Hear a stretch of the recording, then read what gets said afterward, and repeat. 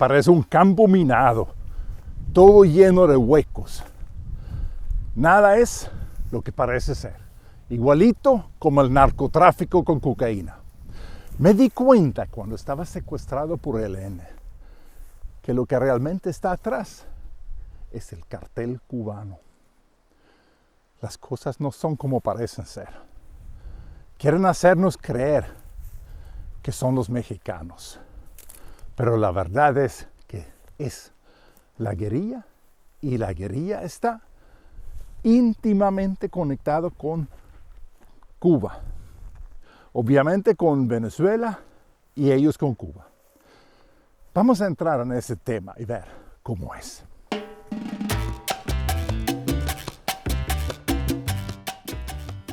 Para cultivar coca se necesita terreno, mucho terreno.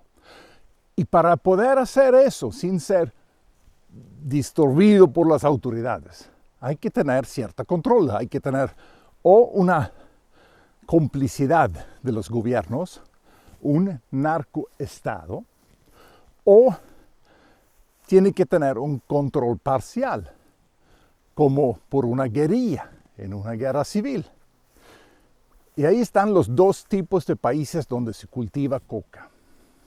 Y también lo mismo pasa con otras drogas que hay que cultivar, como el opio.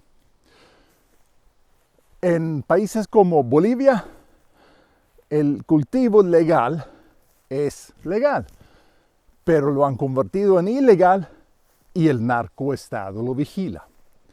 En un país como Colombia, casi dije Colombia, allá no hay cultivo legal, entonces tienen guerrilla. Es lógico. En Venezuela cultivan coca y es un narcoestado. Pero aquí en Suecia no se puede decir que Venezuela es un narcoestado porque la gente no lo sabe, no sale en los medios. ¿Y por qué es eso? Bueno, una parte importante del cartel es negar su existencia. Y hacen muchas cosas para hacer a la gente creer que son otros que hacen eso, que son los mexicanos, como en el reportaje de la televisión sueca en Tibú, en el norte de Santander, donde decía un supuesto periodista de Ocaña que son los mexicanos que tienen el control allá. ¿Y por qué es tan difícil encontrar personas aquí en el Catatumbo dispuestos a hablar abiertamente sobre este tema de la influencia mexicana? Es muy difícil porque ellos son los que controlan y si ellos hablan, los matan o en el mejor de las suertes los destierran de donde ellos están. Cuando la verdad es que es la guerrilla ELN que tiene el control y es ELN que cultiva la coca. De hecho, los propios secuestradores míos cultivan la coca. Ellos son los que lo cultivan. Y lo pasan a Venezuela. Un hijo de uno de ellos me lo dijo, que 98% va a Venezuela y desde allá se distribuye sobre el mundo.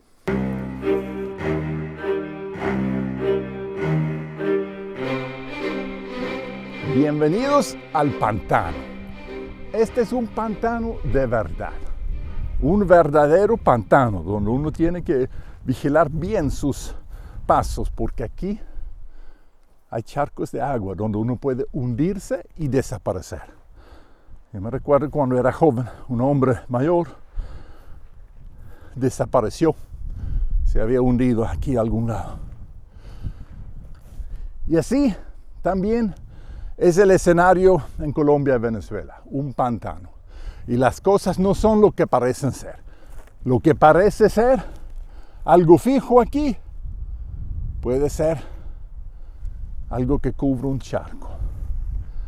Por eso hay que tener cuidado. Mira eso aquí. Mira eso. Eso allá. Eso es como es aquí. Un pantano. Mira, vamos a Venezuela y Colombia. ¿Cómo es el asunto allá? Cuando yo estaba allá, en marzo, fue secuestrado el 1 de marzo en 2023. Estaban en proceso de paz. Unos meses después, el gobierno de Suecia había estado allá junto con otros gobiernos para facilitar el proceso de empezar a ir a paz.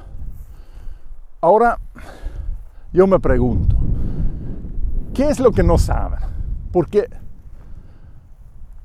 yo sé que ELN es narcotraficante. O sea, si uno va a las páginas del Estado, ¿cómo se llama?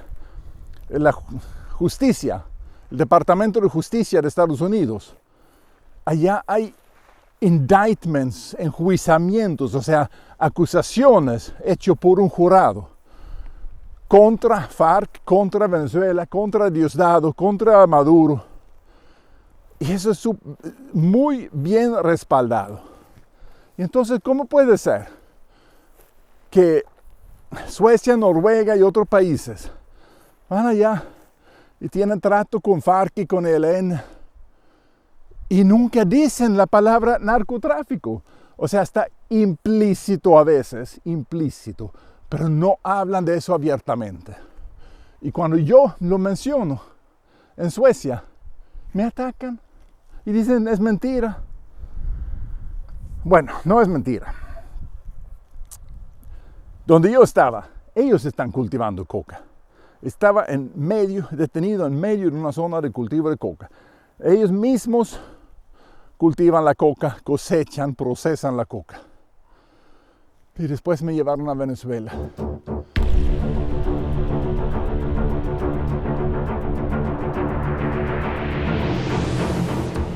La otra semana, ELN explotó una bomba en Arauca y eso torpedeó el proceso de paz.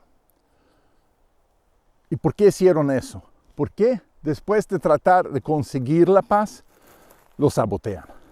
Pues, la explicación es sencilla. Lo que ellos están haciendo es narcotráfico. Y las cosas que no benefician a su negocio, no lo van a hacer.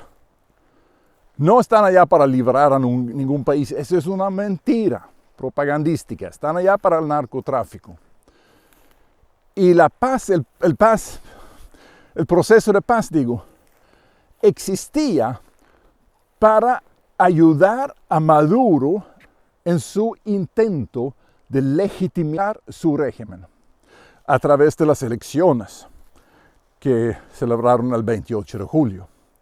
Una vez que la oposición en Venezuela logró hacer el jaque mate y mostrar con pruebas en mano que habían ganado, entonces esa jugada ya no tenía sentido. Ya no tenía sentido. Y entonces, si Maduro es el ilegítimo,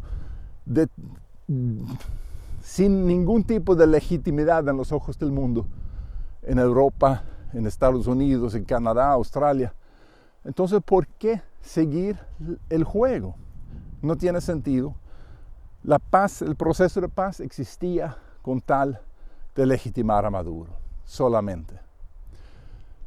Ellos necesitan el control del territorio para poder cultivar su coca, que Venezuela necesita para difundirlo sobre el mundo, porque Venezuela es el centro de la distribución de cocaína en el mundo. Y quienes controlan eso es Cuba, por eso yo lo llamo el cartel cubano. Y ya se cayó su jugada, y ahora lo que les queda es tratar de tapar esa noticia. Aquí en Suecia ya no hablan sobre eso. Los medios no hablan sobre eso. ¿Y por qué no? Porque aquí están siendo cómplices. Hay mucha infiltración aquí. Por ejemplo, toma ese sueco Jonas Falk, que liberaron después de ser condenado a 18 años en la primera instancia. Después en la segunda fue liberado y el gobierno pagó un montón de recompensa por los años que había pasado en cárcel. En Colombia, mientras tanto, hace unos meses, al inicio del año, detenían al zar H1, el que había vendido la cocaína a Jonas Falk. Y por casualidad había vivido en Cúcuta, huyó de Europa, llegó a Cúcuta a través de Venezuela, lo cual otra vez comprueba la complicidad de Venezuela. Y los medios decían que estaban vendiendo coca del Clan del Golfo, pero no, está en Cúcuta. ¿Quién está en Cúcuta? ELN. ELN controla todo el norte de Santander. Los militares en la Gabarra que me pararon, ellos no contactaron sus jefes, ellos contactaron ELN para decir que yo estaba allá.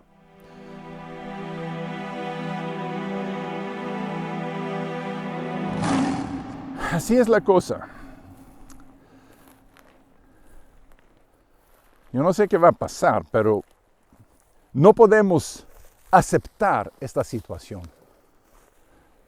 Justo como yo aquí, el mundo está andando en un pantano ahora. Hay guerra en Rusia, Ucrania, hay guerra en Israel, Líbano, Irán, y aquí está estallando una guerra en Venezuela y Colombia. Los refugiados que están huyendo ya de Venezuela es a un nivel totalmente inaceptable.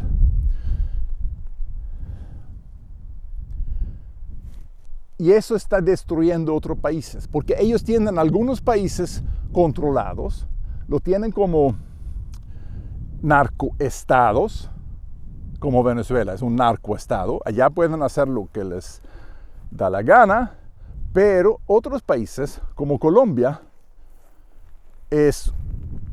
son países donde todavía no tienen el control completo y por eso necesitan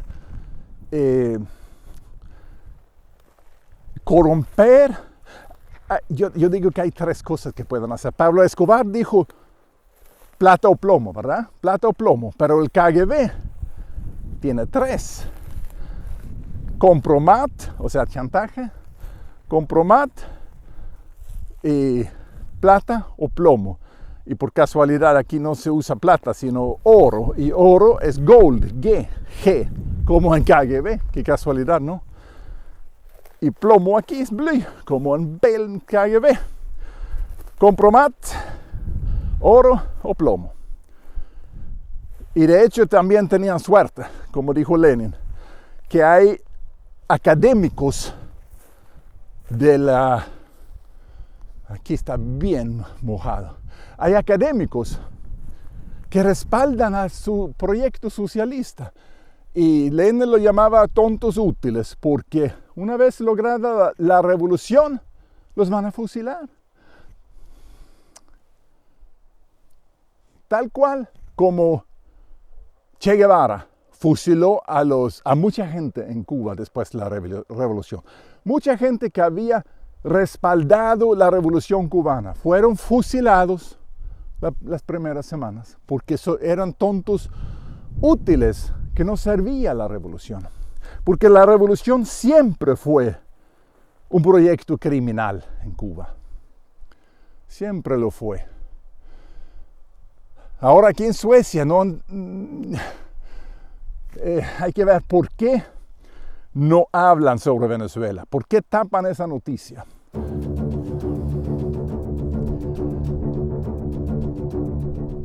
Y lo más probable es Compromat. Recuerda cuando Olof Palme fue a Cuba como el primer líder de un país occidental después de la revolución en 1975 a avalar la revolución cubana. 2 años después dijo en la televisión sueca que no estaba muy de acuerdo con eso. Entonces, ¿por qué lo hizo? Pues la explicación está en Geijer, el escándalo Geijer. En 1976, la Policía Secreta de Seguridad de Suecia envió una carta a Olof Palme alertándolo que un ministro, Geijer, había estado con prostitutas que a su vez era menor de edad y que tenía contacto con KGB. Y Olof Palme lo tapó.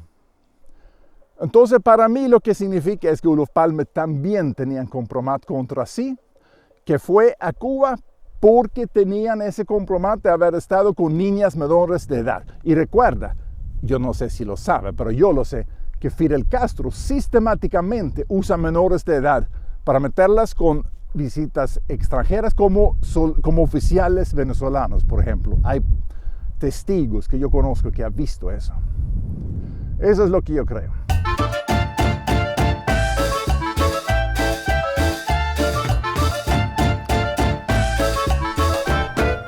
El negocio de cocaína también requiere transporte de toneladas, cientos, miles de toneladas. Es un negocio muy grande. Imagínate que el valor de calle de esa cocaína es doble lo de oro, más o menos. Y están transportando miles de toneladas. Eso obviamente requiere propaganda.